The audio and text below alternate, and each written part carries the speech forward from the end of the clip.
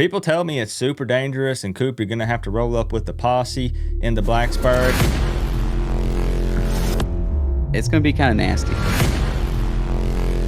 Not a chance, I think. It could get ugly early.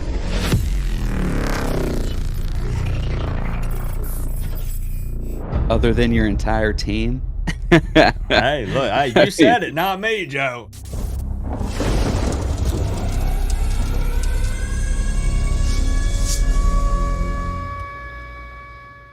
Welcome, college football fans, to another Inside Insight show, Virginia Tech edition.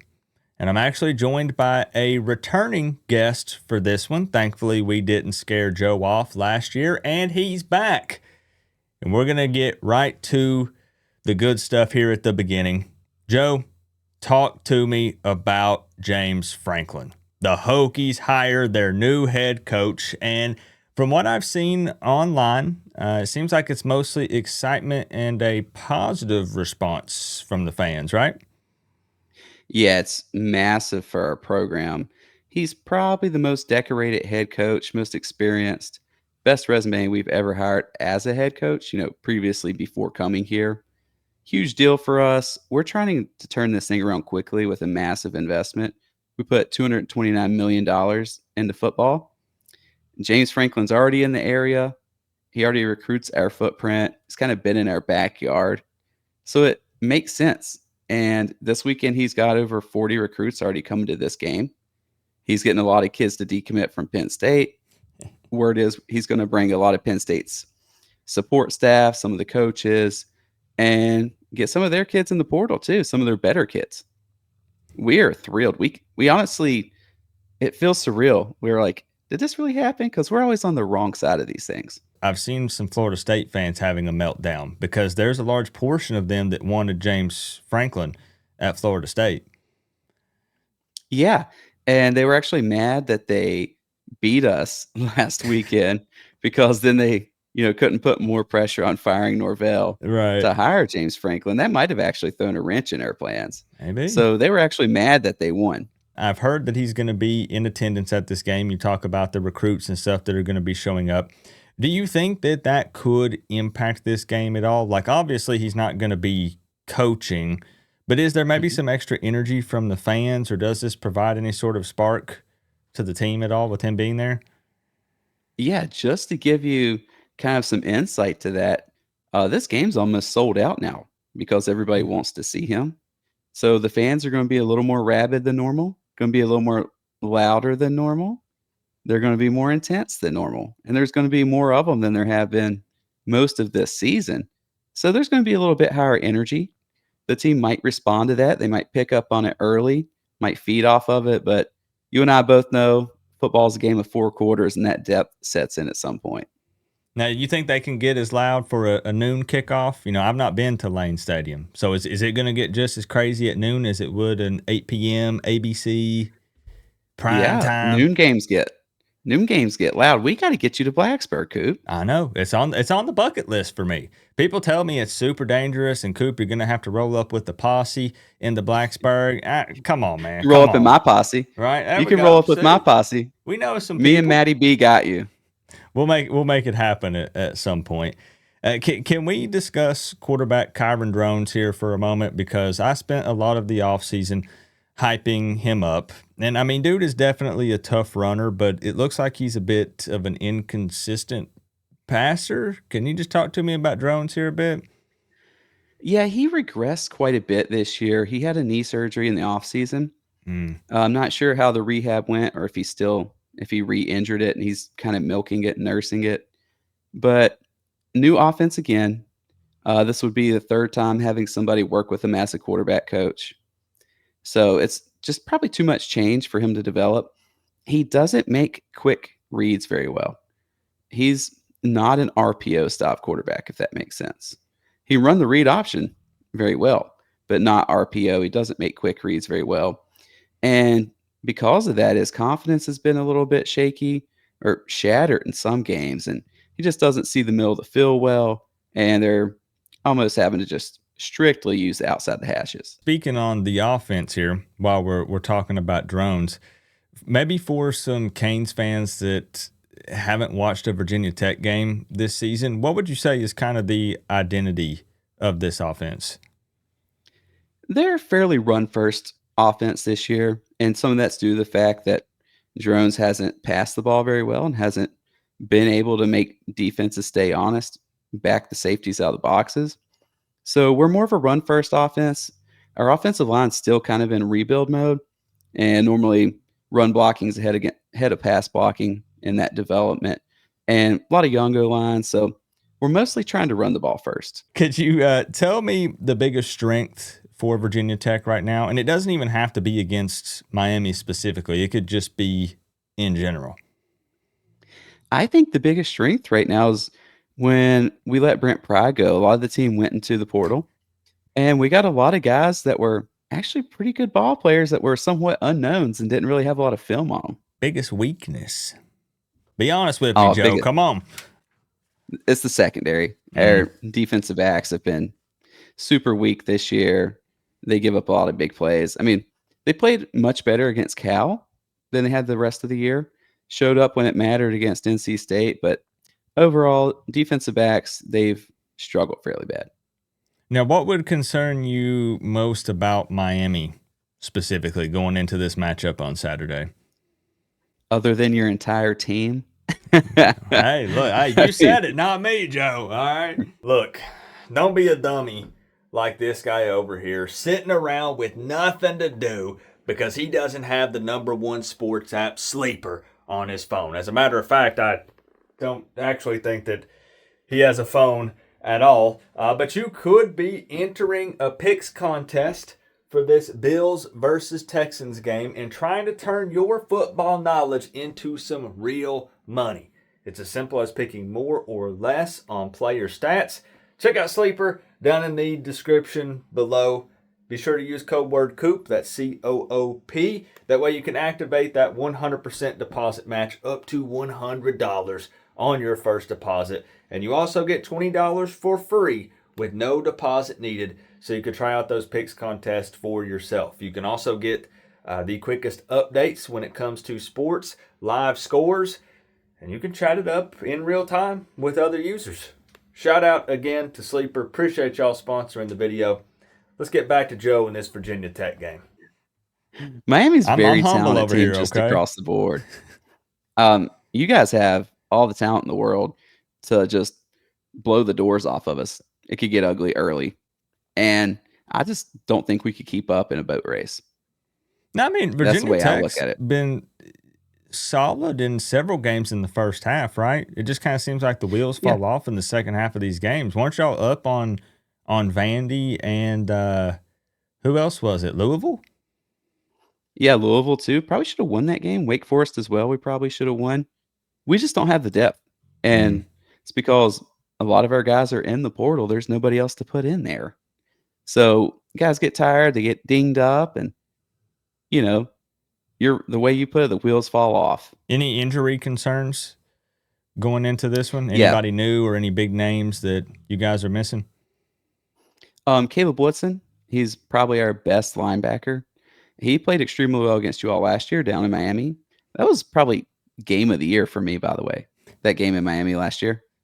Yeah, I mean, we Incredible talked back and about it, forth. and I don't think either one of us had it being that close. I think you had 40-something to 20, and I think I was maybe in that realm as well, and we all know what happened in that one, right? That big pass there at the end. Was it a catch? Was it not? You know, some people still argue about it to this day.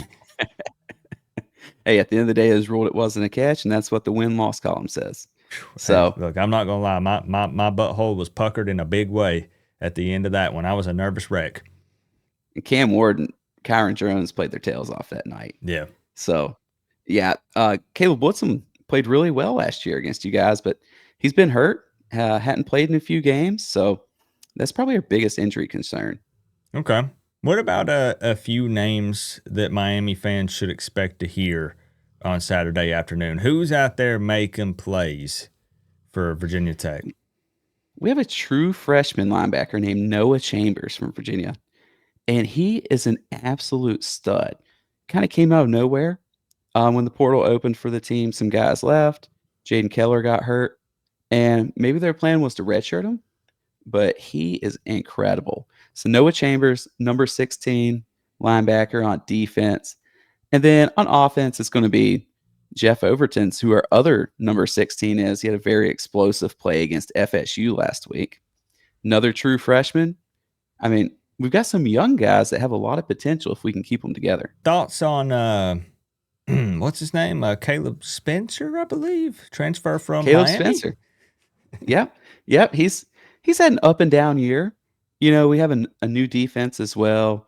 The defense coordinator, he kind of came in. He's in the middle of a mess right now. So Spencer's in and out.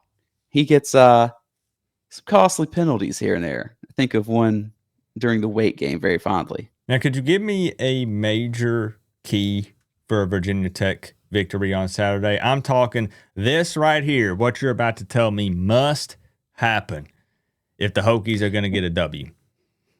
We have to shorten the game and control the clock. Our running backs haven't had the greatest year. We only have 11 rushing touchdowns total. Kyron Jones has 9 of those. Wow. So the running backs only have 2. But if we're going to really actually have a chance in this, we're going to have to run the ball, grind the clock, shorten the game, shorten the amount of possessions to keep it from getting away from you. Now, on a confidence scale here, you're obviously aware of Miami's run defense, which is very highly ranked. It's tough to run the ball on this Miami Hurricanes team. Do you feel like that's – and now we're going to get to pick and score prediction here in a moment, but, do you think that there is a possibility that Virginia Tech can see some success there on the ground? Not a chance, I think. Really? Okay. I don't think we got a lot this game. We're going to probably save everything we got for the UVA game. Normally I would say, let's run some reverses, run some counters, stuff to keep a defense honest and try to bust a few plays open. But I think we're going to throw the bag at UVA. I mean, that is a big deal for Virginia Tech fans, right? To try to beat Virginia. Ruining their season and trying to help you guys. Hey, look, if we want to form some sort of friendship here, Joe, right? Give us the big W. We need style points. We're trying to sneak into the college football playoffs, so we don't need a 6-point victory over Virginia Tech and Blacksburg. We need 20, 30, 40 plus. And then y'all handle Virginia next week. Maybe we'll, shake your hand. Appreciate y'all. We'll see you next year when you've reloaded. You got James Franklin. I'm just saying. That's a deal. A little bit of a partnership here, maybe, forming. We'll talk a little bit more after we finish up this video here. Now, we got to get to pick and score prediction. Now, I believe that Joe had the balls to drop some actual numbers last year, so I'm assuming that he's going to do the same thing again this year. But before we do that, this is where we get them, Joe. You got to let the people know where they can find you, and maybe even tell them a little bit about yourself if you'd like to. Yeah, you guys can find me on Twitter at VT4L_Joe. You can check out our show, 1999 AM The Berg. It's a morning radio show. It's on Spotify and Apple. I'm basically just VT content creator. My co-host, Matty B, he hangs around a lot of the Miami spaces. I've started chatting with you guys. Y'all are an incredible fan base. I like you all, actually. You guys know what to do. I will link all of Joe's stuff down in the description. You guys go show them some love. Again, I had a hard time finding guests at times this season, Joe, and you stepped up to the plate. I think you had actually initiated and said, hey, Coop, let's make something happen. But it's time to get down to the nitty-gritty here. We got to talk some numbers, and most have probably already seen mine. I don't know if you've seen it yet, Joe, but I got a pretty darn big victory here for Miami. 42-10. The Canes are favored by 17.5. I got to win them by 32. We know that we need style points. I think that this team understands the mission and what they got to do. What do you got for me, Joe? I'm not far off from you. I'm going 38 Miami to 13 Virginia Tech. I think that you guys probably blow it open and give us a sympathy score there at the end when you got your third team in trying to develop those guys. Now, I don't know if you're going to believe this, and you don't have to believe this, and nobody watching this has to believe this, but I can go grab my notes right over here to the left and show you that I had 2 scores written down and the other one was 38-13. I swear. I promise you That's it is insane. 38-13. I will. Yeah, you know what? Hold on. Look, I got to prove it. Hold on. Because, I'm going to say that. We're not going to edit this out, and nobody's going to believe me. Let me.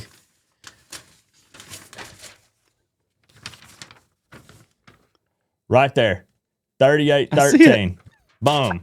That was my other score. Now, I want it known, though, that don't. If it's 38-13, Joe gets the credit for it because that's what he officially locked in, right? I locked in 42-10. I just think that's crazy that that's what your prediction was. That's wild. Okay. I think if it hits that, we have to buy a lottery ticket and we split the winnings. We got to do something, man. That's pretty freaking crazy. So look, nothing but love for Joe and Virginia Tech fans. I like the trash talk and the banter, but I have some Virginia Tech fans. I could name drop some here. BT Hokie Lover, some other big Virginia Tech fans that are frequent viewers on my channel. Really, really nice people. Love talking football with the Virginia Tech fan base and still really looking forward to this game because, at the end of the day, at least for me as a Miami fan, I've got that November PTSD, Mario Cristobal. It's you got to win, must win. And it's in these games typically where I'm a little more scared going up against a 3-win football team. You'd think I'd be more confident, but my score prediction, I understand, is 42-10, but there's always a little bit of worry, in the back of my mind going into a game like this. It's only Miami's 3rd away game of the season, and noon kickoff here. I don't know. Before we get out of here, do you know, is this supposed to be cold this weekend? Or? Might actually rain, which is okay. in the forecast. Okay. Gonna be cold. It's always chilly this time of year in Blacksburg. Might get a little wet. It's gonna be kind of nasty. We're probably gonna be happy that we're at home, Coop, if I'm being honest with you. Fair enough. And I mean, the rain doesn't really scare us because we'd like to run the football a lot, right? If needed, we can handle that. Yeah. So not super concerned about that, but could possibly lower the score a bit, potentially. So, hey, look, again, y'all show Joe some love. You guys don't know this, but we had some technical difficulties here at the beginning. If he doesn't seem super animated, we found that basically if he just doesn't move at all outside of his mouth, that everything works perfect. So he was a good sport. He stuck it out. We made it happen anyways. I usually don't put this stuff in the video, but I want the people to know the sacrifice you made tonight, having to stand super still there to get this software to work with us. So, Joe, I appreciate you. Both of us got a win for Miami on Saturday afternoon, but, the game's got to be played. So we'll see what happens. We'll see what happens. And then I actually do have a friend that's a Miami fan that's going to be at the game. Just wanted to give a shout out to Jack Boy Kane. I hope you have a fun time in Blacksburg, dude. Represent your team. Enjoy yourself. Hey, let's go. So, hey, Joe, last year you tried to teach me. I don't know if it's going to freeze when you try to do it. You guys have some sort of like symbol. Okay, he's doing it slowly. Yeah. Okay, so I did it real slow. There you go. This? There you go. I got it? You got it. Okay, does it matter which one is which? So this one has to be this, I think, right? Yeah, your right hand's the V. This. There you go. Canes fans are going to kill me for that, but I like to participate. I want to see what these different hand signals are and stuff. Hey, look, you throw me out here. Up for you guys.